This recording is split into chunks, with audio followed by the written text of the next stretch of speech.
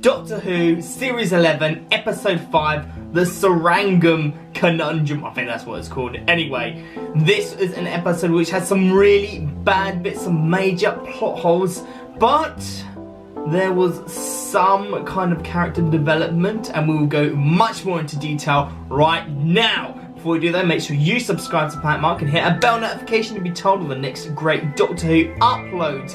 Comment in the section below, what bits did I get right, what bits did I get wrong. Tell me, I want to hear what you think. And whilst you're still here on Planet Mark, make sure you have a look at the first 4 episodes of our Doctor Who review, Sunday review, straight after they happen, so stick around. So, this episode starts off when it seems like there's a bit of a time jump, because as I've said like before, it seems like it's going just in chronological order, like an adventure, going from one bit straight to another bit, so I don't really miss any bits. But the way they were talking about like kind of referencing like other bits that they've done with Graham, and then he was like thankful and saying, we know what I took you to do that, and we're looking for some kind of a planet. But it was a bit different from the rest of the series, so kind of saying, yep, time's gone on, they've made their relationships a bit more, but you know, not really, so I don't really see what the point of this was, apart from saying, yeah, they've been looking for ages for this one planet, and then realising that they're in, what, I think it's like a dueling solar system, a dueling universe, so everything is all twinned, which I thought was like pretty funny, a bit weird, but they didn't really go into it much. I suppose they didn't really need to, it's just a throwaway line. And then the crew gets teleported. I think it's like, it wasn't overly clear. It seemed like they were being teleported because they had all their insides and it was all hurting, and they were like kind of passed out. That's what it seemed to me. It seems like kind of like the transmat, if you remember that from series 1, when everybody just got teleported and like they were kind of all knocked out and couldn't really remember what had happened. And then the Doctor and that realised they were on a ship and were knocked out for about 4 days, and they had to go back to the TARDIS. But even this, I was like, well, why is that really such an issue? It's never really been an issue beforehand, like trying to find the TARDIS. It's happened to him before, being like that he's been ages away from the TARDIS, and it's never really been an issue apart from now. Do you remember the episode of the planet, the Ood one, the Impossible Planet, where the Doctor completely loses the TARDIS? But that's not really the big concern of it, and until the Doctor's like, okay, well, I can just get back to my TARDIS. It's never really been a concern. It's never really been that addressed in the series, apart from now. So the Doctor's trying to get back and is going through, you know, the normal, I want to like control the ship, but then they said something which is, when Astos is trying to control the Doctor, he's trying to calm her down, and he said something along the lines of, well, there's other people, these people are sick, you need to be, you know, stop thinking about yourself. And that's kind of something the Doctor doesn't really, the Doctor's always thinking about other people, and for this whole entire time the Doctor's been saying how much she thinks about other people, but then is trying to just think about herself. Then this alien thing kind of comes aboard and jettisons Astos.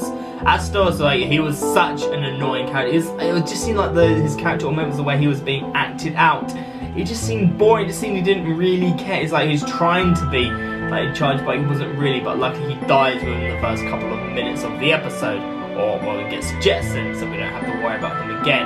I suppose it's a good thing because it was just annoying. But then we get to see the main the antagonist of the episode, and that's the Potings. Cute, weird, small alien thing. It kind of looked like a green, uncartoony version of Stitch, you know, from Lilo and Stitch, which, you know, was cute and weird. And then it also took away the Dr. Sonic screwdriver, and we thought, well, that's the end of that for a while. And then he just goes off, and I think at this point it wasn't really overly clear. I think the way they were thinking about that, it was trying to kill them. Certainly it seemed like that when the other doctor or nurse woman says about the ocular camera thing, and then Yaz says pretty much the first line of the episode and says, oh yeah, like just like my recordings cam, because she's a police officer, just in case you guys had forgotten, she's a police officer because she hasn't really had any kind of development or anything within the last couple of episodes. It turns out this Poting is trying to eat the ship. From what they can tell, it's the one that is that if you touch it you'll die, but it's not going to eat them, so I suppose that they're in no kind of physical danger. It's just the dangers in that it's trying to eat the ship. And it's a race against time to try and stop it before it eats them, or like eats the oxygen, or eats the engine, or something like that, or kills them. Then there's a little bit where the Doctor actually gets angry, but I can't remember who she gets angry at, but she is like showing signs of getting angry. But then once again, it gets breezed over really quickly. Normally, like in a Doctor Who episode, this is the bit where they'd really go into the Doctor would be really serious and say, no, you're not doing this, blah, blah, blah. And like just being serious and actually not being comical for once. And it just gets breezed over so quickly. And it's just annoying because I thought we were going to have some actual depth in this episode, because it seemed pretty early on that she was getting angry. I was hoping that something was going to happen. It just didn't happen again. Throughout this whole episode, it's just pretty much a load of talking. There's no real action, and that's not what we like. We've kind of established this entire series is like so far. It's just too much talking and not enough action, which is bad. And the Doctor does quite a lot of these really long and really drawn out and just seems like filler monologues during the episode, kind of like bringing you up to what's happening. It's like, if you were paying attention, you should know what's happening. I mean, one point she goes into it and briefs everybody. Oh, here's my crew. We already introduced them and blah blah blah. You already know them, so I don't see why they did that. Told you about what was going on. No one asked any questions, and it's just what was the point of all of that? There was no point of it. It was just filler of the episode. Then we come across this man, like comes from a world where men give birth to men and women give birth to women. You know, but it was just unusual. It seems like very Doctor Who, just like slightly out there. And this is probably the biggest problem with the episode. I'm only really gonna like say it once now. Actually, I will come back to it. So basically, you know, you kind of think, oh, this is gonna be actually quite good, but it just turns out it's really awkward and really just not funny. The only really good bits is like from Bradley Walsh, who's like just his mannerisms and that I think you can try to tell what they were going at. You know, a pregnant man, a man going through this. You watch Red Dwarf, they do it really well. Melissa gives birth to twins, but like this is just not funny. You could tell this is kind of like the comic relief of the episode, but it was just not done well. But we'll come back to it in a second, because then we get on to the bit where we finally get some more depth about Ryan, where he is talking about, you know, he's opening up and he's talking about his dad. Finally we get to know what's happening about his dad, and pretty much nothing out of the usual. His dad just walked out on him, and you know, you kind of thought there was going to be a bit more excitement to that, but no, he just doesn't like his dad because he left him. And Yaz is doing this thing just like typical police woman, like just asking loads of questions, kind of interrogating him. It's like, well, Yaz, why won't someone interrogate you? Why won't someone talk to you about your backstory? Where's your depth? We're getting all upset of Ryan and Bradley and everyone else, Graham, and everyone else, well, apart from the Doctor, and there's nothing for you. There's nothing for you, Yaz, and there's not really much with the Doctor. Oh, which is just annoying. But anyway, we find out that Ryan's mum died of a heart attack. Well, that was a bit anticlimactic. It was sad, and he seems a bit distant from it, but really there's nothing going on there. It's just like you could have done so much more with that, and it seems like it's wasted. And in this little bit where you kind of think, well, why are they telling him right? Why are they talking about it right now? Which leads us back to the pregnant man situation. Really, that whole bit about him talking about having like his dad and abandoning him, and how much he resents his dad, is really just a bit so he can talk to the pregnant man who wants to give away the baby, and him tell, no, you have to stand by this baby, blah blah blah. Well, you don't know his personal situation. I'm not really sure why you're telling him. It just seems like that's the only reason why they dropped that bomb there with Ryan. It's just that he would have something to say to this guy. It's just awkward. It was just not funny, not done well, and it was just